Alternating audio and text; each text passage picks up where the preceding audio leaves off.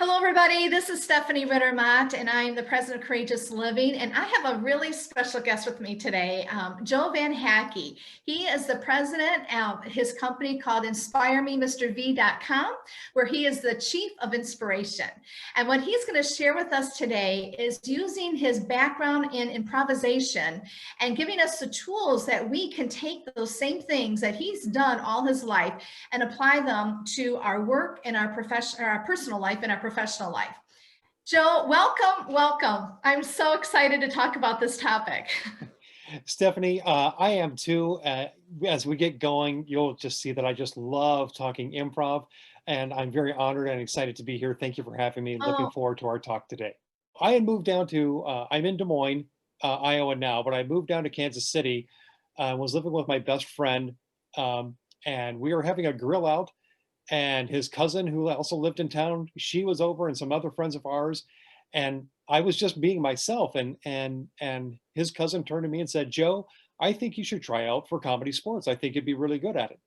I had never heard of comedy sports. So we went to see a show, and it is what's known as short form improvisation. And I had dabbled in stand up before and just set it aside. But when I saw this, just something really just spoke to me. um, Ironically, just later that weekend, they were having auditions. So I went and I auditioned, and I got invited back and went through a 6-week crash course workshop. In that workshop, I learned that some of the people that had been invited into that special workshop leading on to stage time had already been taking classes, and I hadn't. So it just felt like suddenly this might be a natural knack. Additionally, even though I was teaching and out of the business world, I still paid attention to what was going on in the business world. And I started seeing a trend that corporations were concerned that their newer hires, whether they were fresh out of high school or fresh out of a 2-year college or a full 4-year college, were lacking a lot of skills that they felt were needed, such as listening, willing to work on a team, how to work with a team, uh, not afraid of failure, willing to step out of their comfort zone, take risks, generate ideas. I could go on, but every time I would read those lists of the top 15, top 20 skills that new employees need now and in the future, I just kept thinking to myself, well, I can solve that with improv. I can solve that with improv. I can solve that with improv. and Joe, when I think of improv, of course, I think of what I've seen on TV, or people going down to on a Saturday night, and you go to an improv show, and it's funny and everyone's laughing. But so that's why I always was wondering how that can be incorporated into your personal professional life. So I guess my question is, first of all, do you have to be funny when you do this? And then also, do you have to be a performer? Because if you're bringing it into a personal level, how do you bring that down to that level? Because again, we think of it more of being entertainment. And the thought of us being that improv entertainer probably scares the bejeebers out of some people. But that's not really what it is it? It's not, Stephanie, and those are great questions. So I'm going to answer the first one easily enough. No, you don't have to be funny. And in fact, I encourage all my performers, whether it's the troupe that I'm involved in, whether I'm coaching a local improv troupe or the high school students that I'm working with. One of my first things I say is, I don't want you to be funny. I don't want you to try to be funny. I want you to use these improv skills. So here's how it transforms. When we go see an improv show and we're laughing and rolling, and we walk out of that and we just can't stop talking about it, and we're still, trying to catch our breath because we're laughing so hard and our cheeks hurt. There's an art form underneath that. Whereas improvisers actually slow down and they take time to listen to whatever their scene partner or scene partners are giving them, the ideas that they're throwing out into the scene, and they're reacting to that. We often hear the idea of yes and just seem to throw it all around there without really understanding how it's applied. The idea is, if I'm in a scene with a partner and that partner says something, I'm going to accept what they have as the idea, and I'm going to build on it. And then that my scene partner is going to listen to what I say, accept it, and build on that. And so it's just small building blocks. Um, Great improv teams that you see that make you laugh or make you cry or create a song off the top of their head, they've been practicing and rehearsing and polishing these skills months, years even. Mhm. Um, and so it's those skills underneath I that's what I bring into our business world of like, well, we need to slow down so we can go fast. And we're Mhm. going to do that by taking time to listen, accept ideas and build on them and support each other. Oftentimes in schools, all through school, we're taught, and in fact, a lot of entertainment is this way. Um, to get a laugh, we're going to cut people down. So instead of tearing people down, I say, no, no, we're going to build each other up. Okay. And actually, you get stronger laughs out of that if you were performing, but you also create a much more positive working environment. People want to work with you if they know you're going to listen to their ideas, and you're going to build them up. So that's where it all comes from. And after a while, this way of thinking becomes second nature. We fall into habits and automaticity that I'm just going to stop and listen completely, and yes, um, and then it starts spilling over into your personal life and spilling over into your business life. This approach can create leaders and stronger teams and help your team become uncomfortable in the uncomfortable. Mhm. It's one thing to say, here's the 5 skills to be a good communicator. But what you're actually doing is they're acting it out. So I feel like they're developing that skill set, that communication skill set and the listening skill set, but they're acting it out versus just listening to someone speaking to them about here's how you listen, here's how you communicate. And that seems to take on a different dimension because the way that you approach it, most people, because they're acting it out, so to speak, I guess is the only way I know how to phrase it. And it seems to trigger more of a communication or they get it that way. Does that seem to be the case? I honestly think so, and I kind of liken it to like a sports analogy, right? If I'm a baseball player, I can listen to all the hitting coaches I want, but until I actually get in the batting cage and start applying Mhm. all the tips that those batting coaches have been telling me, they're not going to mean a hill of beans when I get behind the plate and there's an actual pitcher there. Um, so in my workshops, I encourage people to participate, and I create a safe space, and I just take a read for the room and see how many people are going to be engaged, how many people are going to be hesitant, and I create a safe space that everybody feels comfortable, that we're not going to judge them, we're not going to shame anybody, Mhm. we're not going to judge ourselves. We're going to take those elements outside of the circle. They have no room in the world of improv, and I honestly believe that they have no room in just our daily lives either. It's like let's stop doing that. Mhm. And you work a lot with students, which I would think, what a great group to start with, because, as you get into the working world, you kind of get shaped by it, and you pick up bad habits and the communication. But you're starting them out with this great skill set of communication, but in a different way. What have you seen from that? What's the, I'm sure you've been using the skill set with the students, but what are you seeing from that? What's the fruit of that you've been watching over the years, from the impact?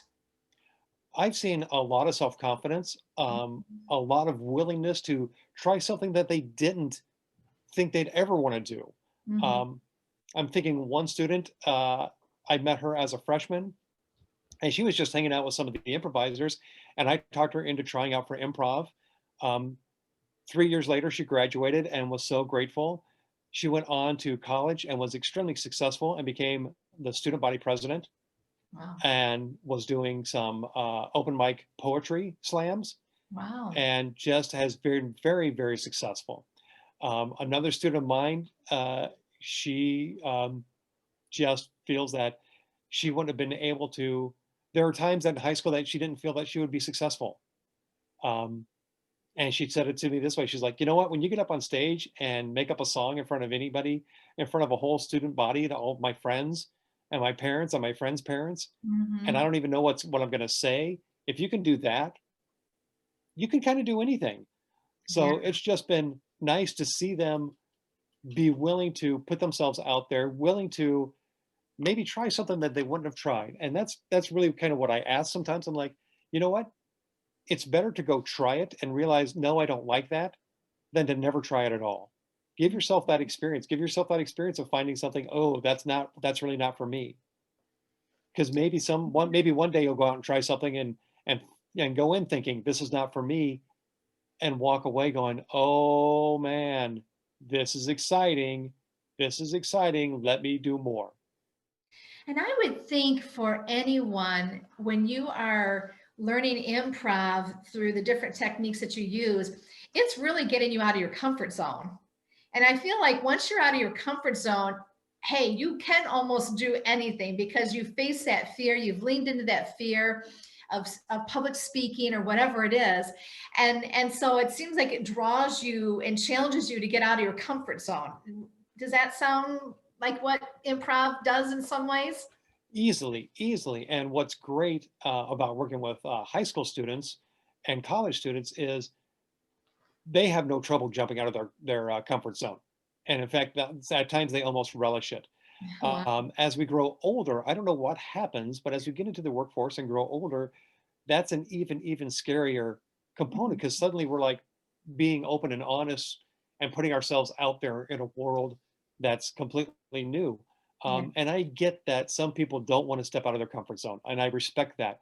And if they're involved in a workshop, if it's to the point that asking them to do so is going to have them shut down, I give them a pass. Mm. Um, but it's not you. They still have to be engaged. They have to observe because I mentioned that earlier. It's like we do the activity and then we debrief and open up a conversation. Even if you're observing and participating in that follow-up conversation, you are learning then too. And on that note, what are some of the benefits or that you see or you've heard people share with you about using improv, whether it's on their personal life or professional? So some of the benefits that I've seen is like people tell me that they feel they're better leaders after they've studied improv because they know how to create a safe space and they know how to slow down and listen to their team members. Um, just other people report back that they feel like they can finally speak up in meetings and not be concerned that they're going to be judged or their ideas are going to be shot down immediately. Mhm, Um, Other people just feel a stronger sense of confidence in everything. mhm. Relationship wise, I think it can help, uh, especially if you're struggling with discussions or conversations in relationships. It gives you those tools to like again slow down and listen. Oftentimes we're just stuck in the mode of like I'm just going to listen to that for that blank space and I'm going to respond Yeah. rather than honestly listening till the other person finishes what they're saying so you can consume that and react to it. So, Joel, what are the tools that you're talking about when it comes with improv? Because I understand you're in a dialogue situation and you're listening and there's communication, but when you keep using the word tools, what are those tools? So I'm going to start with the basic one, which is yes and I mentioned that before, or accept and build. And so, what Um, does yes and do?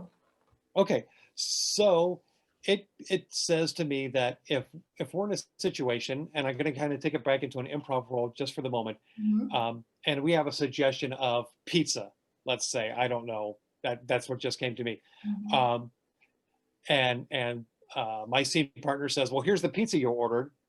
Right then and there, I have a choice to make. And improv training teaches us that I'm going to say yes to the idea of yes, there's a pizza, and yes, I ordered it, and then I'm Mhm. going to add onto it. So I accept, and then I'm going to build.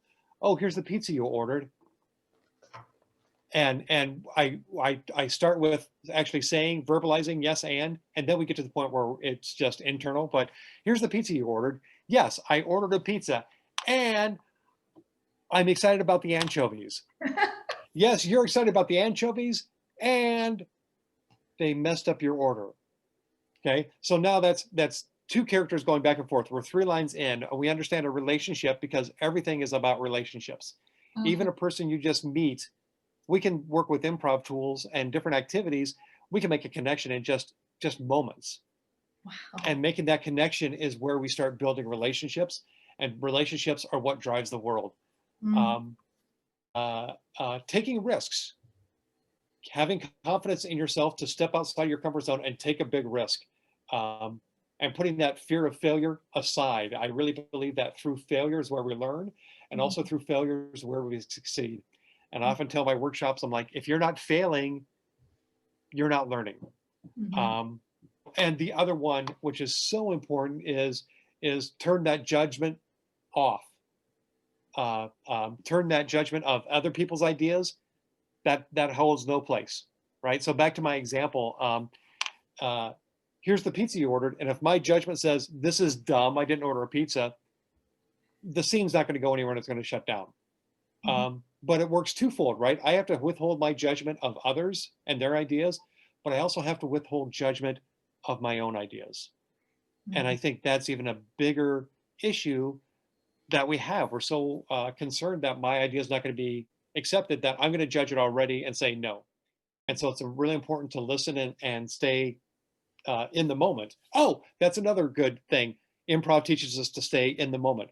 Ah, Um, how does it what do was that? it? Okay, excellent question. So this turns into like the zip zap zop thing. So it's going around zip zap zop, zip zap zop, zip zap zop, and we're passing this focus around, and naturally the tempo starts increasing, and you can tell that somebody's not in the moment when it's zip zap zop, zip zap zop, zip, oh zap, right?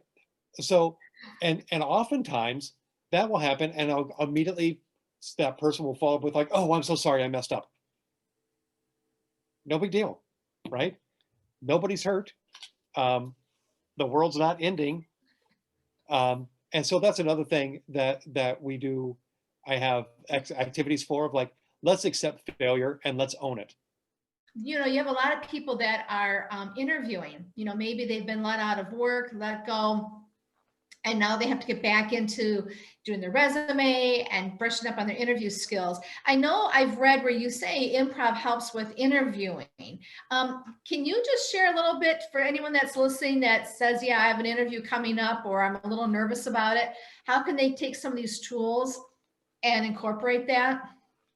Sure. Again, it really goes back to a number of the issues that we talked about, or the ideas that we talked about, the tools that improv gives us, but most importantly, just listening and confidence.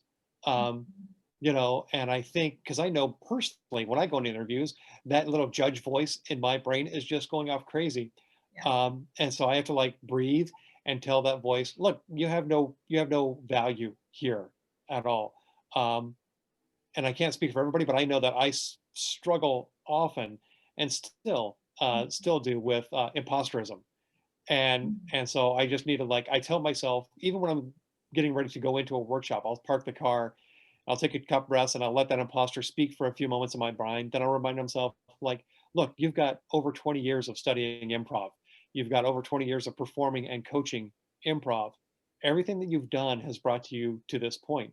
Yes. Um, so again, improv gives us that idea to stay in the moment and stay present, which I think is so beneficial Mm, for for the interview process, as well as gives you the confidence that I'm going to listen to the question and make sure that I understand and react to the question, and hopefully I can steer this away from just a question and answer into a conversation.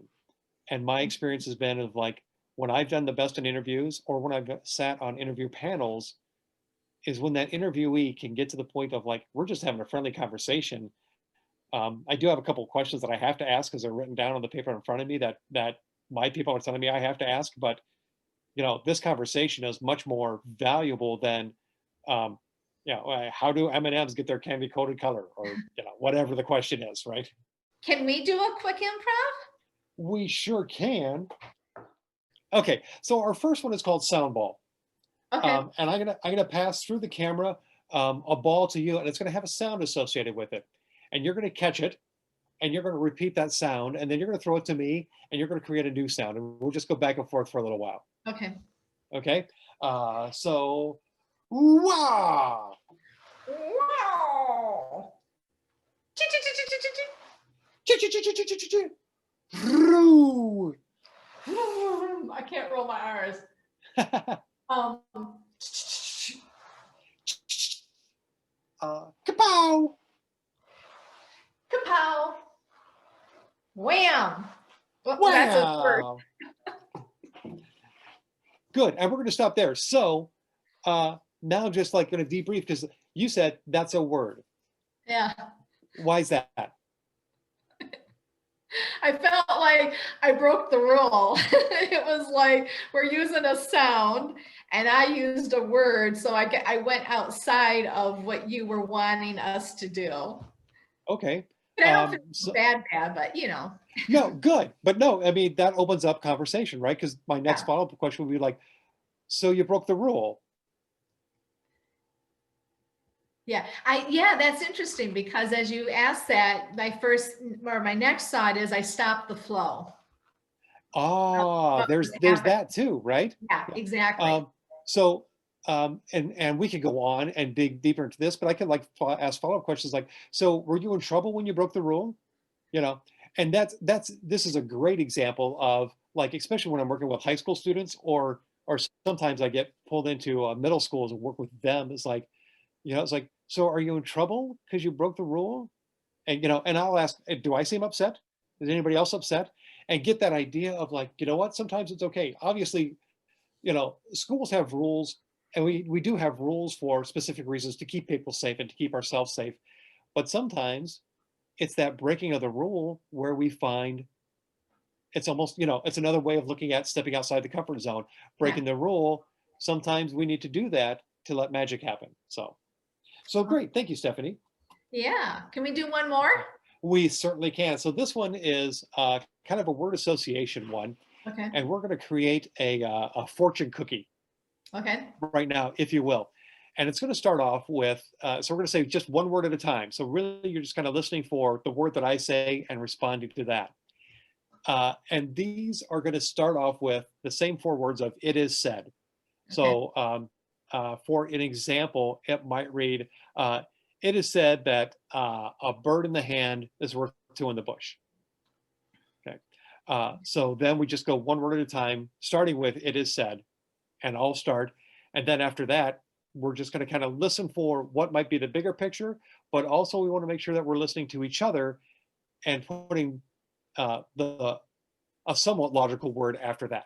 Okay. So we really don't want to think too much, but we do want to pay attention and listen. Does that make sense? Yep. Okay. All right. It Is said that 5, plus 8 times blue moon shining star means awesome. there we go. See if I can remember. It is said that 5 Times I forgot. no, 5 times 5 plus 8 times. And then you said blue, I think, after that. yeah, times blue moon shining star equals awesomeness. Yeah. So there you go. There's your words of wisdom for today, boys and girls. Well, Joe, Would you like to do? what? Go ahead. I was going to ask, do you want to do another one? Yes, I do. Okay. All right, Stephanie, you start this time. On the same thing? Yep, start with it. Okay, it Is said that I'm faster than blue streak lightning. That feels like a good stopping point right there, right? Yeah. And so listeners, as you're out there, here's your words of positivity for you today. Take this with you and repeat it to yourself right before you go to bed. It is said that I am faster than blue streak lightning. And there you go.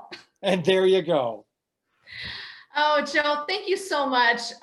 Joe Van Hackey, thank you. I really appreciate this. Again, His website is inspirememrv.com. He's the chief of inspiration. And I have to ask you, the Inspire Me Mr. V, is the Mr. V, did that come from a student? Or is that what your students Uh, call you? it did come from there, because sometimes Van Hackey is such a big name to get your tongue around, or to remember sometimes, that when I introduce myself, I would also say, that first day of class, I'm Mr. Van Hackey, or you can call me Mr. V. Yeah. Um, and then a number of years ago, when I first started Twitter and was encouraging students to contact and follow me that way, and I was doing a lot of communication, meeting students where they were, um, and that was before they left Twitter for Snapchats or whatever. My handle was inspirememrv.com, or Yeah. inspire me Mr. V, and it just kind of stuck.